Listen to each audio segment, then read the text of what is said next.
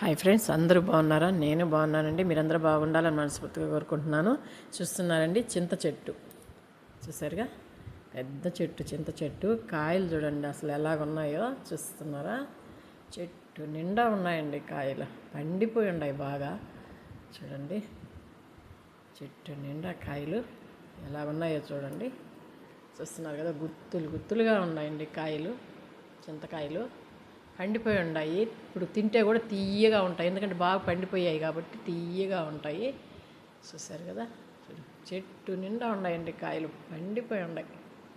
చూడండి ఒక్కసారి, గుత్తులు గుత్తులుగా ఉన్నాయి కాయలు.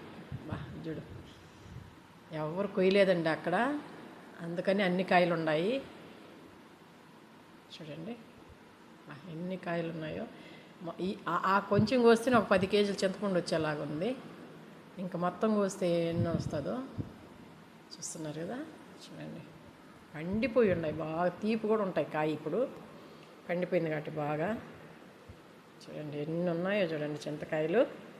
భలే ఉంది కదండి చింత చెట్టు. కాయలు కూడా చాలా బాగున్నాయి కదా, ఫ్రెష్గా ఉన్నాయి బాగా. కండ కూడా మంచి కండకాయి. చూస్తున్నారు కదా, చూడండి కాయలు అప్పటి కొమ్మ పట్టుకుంటే రాలేటట్టున్నాయి, అన్నీ ఉన్నాయి. చూడండి ఎన్ని ఉన్నాయో చూడండి. ఈ వీడియో నచ్చినట్టయితే లైక్ చేయండి, షేర్ చేయండి, సబ్స్క్రైబ్ చేయండి, సపోర్ట్ చేయండి.